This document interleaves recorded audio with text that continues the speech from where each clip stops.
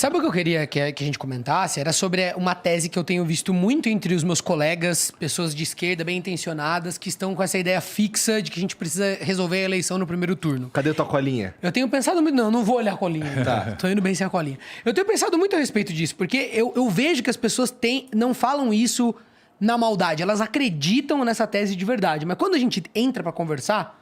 Você deve ter ouvido isso já, não ouviu? De que, tipo... Não, de que a gente tem que eleger o Lula no primeiro turno, porque isso vai, de alguma forma, garantir com que o bolsonarismo desapareça, com que o Bolsonaro... A base do Bolsonaro fique com medo da força do Lula. Eu fico pensando sobre isso e eu não consigo enxergar outro caminho que não seja o oposto. Digo, a melhor forma de manter o bolsonarismo vivinho da Silva é você fazer uma eleição onde o Lula ganha por um percentual... Vamos supor que ganhe no primeiro turno, coisa que eu pessoalmente acredito que seja quase impossível. Pelo histórico e por tudo que aconteceu. O Ciro precisa sair, precisa arregar. Nenhuma chance. Mas veja bem, se ele ganhasse com um percentual apertado, vamos supor meio ponto, um ponto e meio, isso não seria o combustível mais forte pro bolsonarismo virar e falar, não, a eleição foi fraudada. É óbvio, porque poucas urnas, um conchavo pequeno já consegue garantir isso. Não, e mais o seguinte, olha, o Lula no auge da popularidade dele na reeleição não ganhou no primeiro turno. E agora, depois a Dilma não ganhou no primeiro turno, nem na reeleição ganhou no primeiro turno. E agora, com todo chumbado, com 1000 denúncias irrespondíveis de roubalheira, a crise econômica monstruosa que ele produziu, as pessoas sabem que dia perderam o emprego. O desemprego no Brasil vinha em 4,5%, 4,5%. Aí, com a Dilma, foi para 12%, nunca mais desceu. Está descendo aí para 11% agora, nunca mais desceu. Isso aí todo mundo sabe disso. A inadimplência, que é farra do crédito, ok, foi muito bom, todo mundo foi para o crediário, agora está todo mundo amargando. Percebe? É que as pessoas, eu não sei se as pessoas conseguem fazer esse elo, Ciro. Agora não, mas a campanha vai fazer.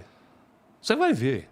Você vai ver. Porque eu tenho visto esse discurso crescendo do último mês pra cá. Mas isso é industrializado. Isso é uma parada que eu já pensei, assim, eu pensava, comentava em casa, inclusive. Isso sem totalmente leigo, não sou economista, não sou nada disso, não tinha nem programa ainda na internet.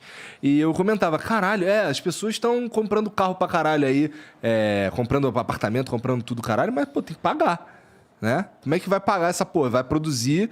Provavelmente, uma galera... Isso aí eu ouvi, inclusive, o Boechat falando. Faz tempo. Que, cara, isso daí é uma conta que as pessoas... Será que as pessoas vão conseguir bancar o apartamento que eles compraram e tudo mais e tal? Isso parecia até meio lógico. Mas eu não sei se as pessoas fazem o elo entre... conseguir dar entrada, conseguir começar a pagar aqui meu apartamento... E perceber que a mesma política que os colocou nessa posição de conseguir ter o bem, as impediu de pagar o bem mais para frente. Existe uma coisa seguinte, é a realidade e o esforço dos políticos de manipularem a realidade em seu favor. Estou dizendo que o Lula acabou de dizer que o Alckmin não foi a favor do impeachment. Disse assim, não, se zangou com o repórter. Não, respeite o cara. O Alckmin foi contra o impeachment. Porra, o Alckmin contra o impeachment? São 1 milhão de declarações de militância do Alckmin. O PSDB votou em massa 100% dos votos pelo impeachment da Dilma, enquanto eu trabalhei contra. O único estado que deu 2/3 dos votos contra. E olha que eu achava o governo da Dilma o pior governo até o Bolsonaro. Disparado, é o pior governo da história do Brasil, mas não cometeu crime de responsabilidade e, portanto, tinha um elemento ali institucional viciado. Pois bem, vão fazendo. Então, o Lula faz o seguinte, ele quer sumir com o período Dilma-PT. E nós vamos tentar mostrar para o povo que é a mesma coisa. Tá certo? Que é a mesma coisa. E a pergunta que eu faço para quem não for fanático. Para quem for fanático já deve ter desligado, já ter ido embora e tal. Mas quem não for fanático, a pergunta é, por que 70%, meu irmão, 70% em números redondos do eleitorado de São Paulo, do Rio de Janeiro, de Minas Gerais, do Sul, do Centro-Oeste e do Norte votaram no Bolsonaro? Foi porque o Bolsonaro tinha uma obra extraordinária, vinha do passado, brilhante. Nem fudendo. Não tinha nada, era um picareta do baixo clero que roubava dinheiro na gasolina. Eu fui colega dele lá na Câmara, sabe? Roubava dinheiro da gasolina, roubava dinheiro de funcionário fantasma, um picareta dos últimos níveis que existia na Câmara Federal, na Câmara dos Deputados. Estou te dizendo. E ele não me processa porque sabe que eu tenho as notas fiscais, tem tudo. Galera, qualquer pessoa pode ter. Portal da Transparência é só entrar lá e ver. Natália, era o nome? Natália? Era filha do Queiroz, que é o cara que tem 10 mortes nas costas, que agora está chantageando publicamente para eles apoiarem ele para deputado federal, o cara que estava ali preso e não sei o que e tal. Esse é o Bolsonaro. E 70% do povo votou porque ele apresentou uma proposta extraordinária, entusiasmo. Porra, o cara teve uma ideia.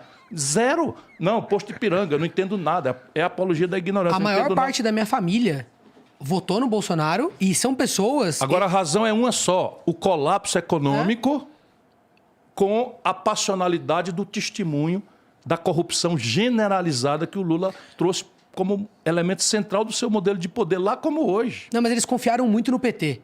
Eu sinto que são pessoas que eles têm uma frustração com o Partido dos Trabalhadores que é insuperável. Você entende? Porque eles falam... Eu converso hoje em dia com quem ainda não converteu o voto e eles falam... Porque tem esse discurso... mágoa. Quem hoje em dia... Eu sou um pouco... Eu não gosto de ficar chamando as pessoas de fascista sem muito motivo. E eu tenho a humildade de saber que eu tenho 28 anos. E tem pessoas da minha família que são mais velhos, que eu respeito muito a inteligência, que sabem muito mais do que eu. Eu vou conversar e eles me ganham 1 milhão de argumentos, né? E sabem, e estavam lá vivos. E o que eles me dizem? E aí, óbvio, que as pessoas elas estão trabalhando, estão empreendendo, elas não estão ao dia inteiro ligadas na política. Né? Então, são pessoas que falam, por mais que os crimes, e aí a gente discorda delas nesse ponto, por mais que os crimes do Bolsonaro sejam graves, eu não posso aceitar que eu fui obrigado a votar no PT 3 vezes. A gente deu 4 mandatos. 4 mandatos o povo deu, rapaz. E eles falam isso, eles falam assim, olha, Bruno, sem chance essa discussão. Irmão, é isso aí. Por mais que eu entenda tudo que você está falando, passo eu não vou dar. Não foi aqui que o Marcos Uchoa disse que entre o que rouba e o que mata, eu prefiro ficar com o que rouba? Olha para onde é que eles estão levando o nosso país. Pra mim parece uma escolha de merda. Não é uma escolha de merda, mas é que eles estavam... Sim, mas nós não podemos ir para isso, o Brasil não aguenta. Bom, mas eu acho que a grande questão que tá se pondo agora, e aí você me corrige, ou sei lá, me ajude, não é me ajude, mas assim, dê os seus argumentos para tentar mudar isso, que é o seguinte, a gente tá desenhando aí um segundo turno que é Lula e Bolsonaro. Esse é o que tá... Assim dizem as pesquisas. Assim dizem as pesquisas, exatamente. E o voto hoje em dia, a gente tem, grosso modo, números grossos, a gente tem 33%, anti-Bolsonaro, portanto pró-Lula. A gente tem 30% anti-Lula, portanto pró-Bolsonaro. E 30% que não sabe ainda. Que tá meio... mais ou menos a mesma porcentagem da última eleição. Agora deixa eu te falar primeiro. Ninguém briga contra pesquisa. Agora a gente só precisa entender que pesquisa é retrato. E a vida é filme. Então, uma coisa é o retrato. Você tô aqui... Tirou um retrato, eu estava só passando a mão. Como é que é o retrato? Não é? Não? Gostei. Eu estava só passando a mão. Então, agora eu vejo o filme. Eu estava só passando a mão e não sei o que e tal. É outra história. Então, eu não estou assustado que eu vi um fantasma. Eu estava passando a mão, fazendo um argumento. Percebe? Mal comparando, pesquisa é isso. Portanto, a vida é filme. Agora, vamos ver aqui concretamente. Eu estava mostrando pro Rolandinho, porque estão me mandando para mim aqui. Pesquisa Ibope no Rio de Janeiro, na véspera da eleição. Eu vou aproveitar para ir no banheiro. Fica à vontade. No Rio de Janeiro, primeira à esquerda. Tô brincando, quase sempre é.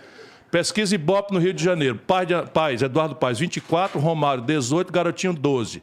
Witzel, 2. Quem ganhou a eleição? Witzel.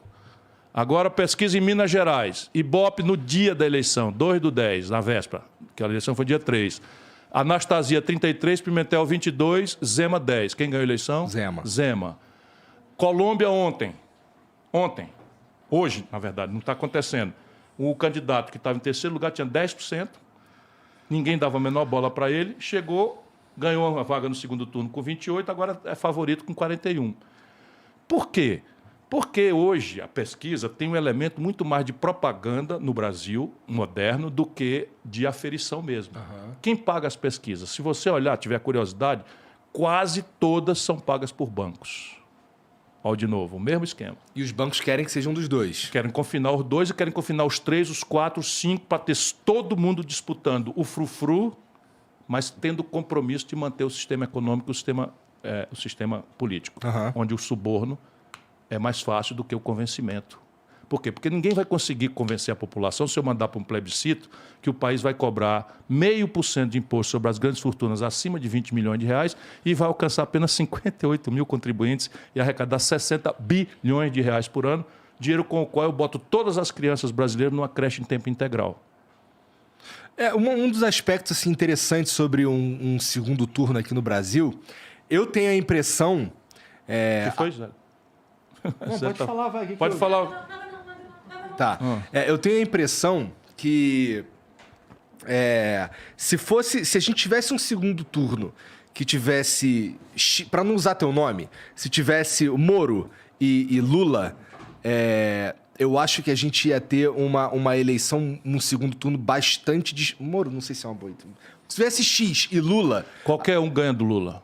Eu tenho a mesma impressão com o Bolsonaro. Qualquer um ganha do Bolsonaro. Porque assim, a grande questão que tá aqui agora é Lula contra Bolsonaro. E um sustentando o outro. Se a gente tirar um, o outro tá fudido. Pronto, é isso aí. Né? Simples assim. Mas isso é só uma sensação que eu tenho. Mas correta, eu sou profissional. Tá. Então, deixa eu lhe dizer, reeleição é um mandato de 8 anos com plebiscito no meio. A condição da disputa é tão desigual, o presidente dá uma canetada, muda juro, muda coisa, vai empréstimo, faz o bolsa no Tem a máquina a seu favor. Enfim, e está no jornal. Fala bobagem, sai no jornal. Não fala nada, sai no jornal. Fala coisa bonita, sai no jornal, como eu já falei aqui. Tal. Então, o que está acontecendo? Pela primeira vez no Brasil, isso já tem ciência nos Estados Unidos, já houve esse precedente, o Jimmy Carter, por exemplo, é um caso importante, não é? Em que a reeleição funcionou como um plebiscito contra a situação. É o caso claro do Brasil hoje. Então, eu não sei ainda quem vai ganhar a eleição, mas eu já sei que um vai perder, o Bolsonaro. E é uma coisa científica, porque é o seguinte, nível de conhecimento 100%, nível de preferência 25%, o resto tudo rejeição.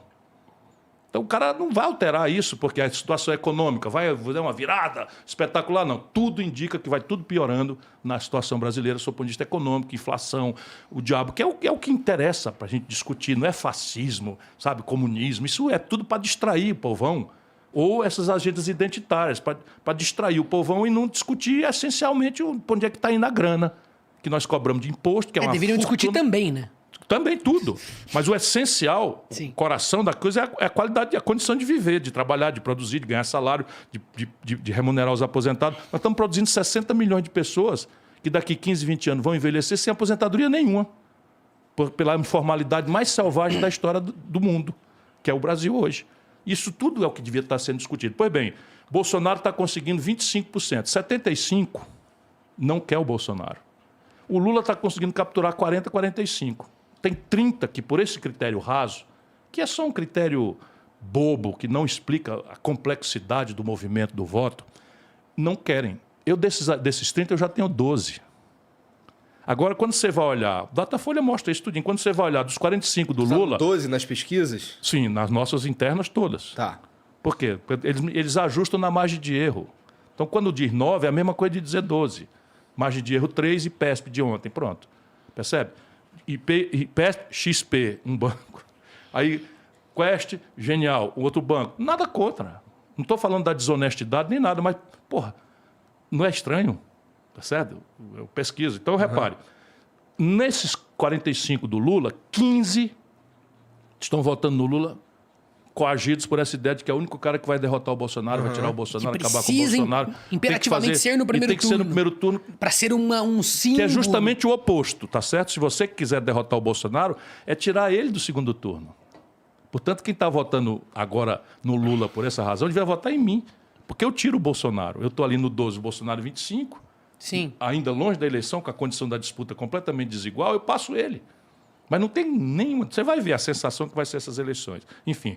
E do outro lado, você tem 25 do Bolsonaro, uns 9 estão ali porque não querem o PT de volta. Com certeza. Mas já machucados, já não explicam mais a rachadinha, já se zanga com a vulgaridade, a falta de educação. Não pararam muito para pensar. Eu sinto que está tendo uma inércia ainda, assim, porque, rapaz, é no susto. Nosso Lula está subindo e eu preciso me proteger, então eu tô com o Bolsonaro. Sei lá, mas porque meio o assim. povo está vivendo o pão que o diabo amassou. E a centralidade do assunto política na cabeça do povo hoje não existe. Só quem está agarrado nisso é político e jornalista. Isso vai mudando gradualmente com o tempo.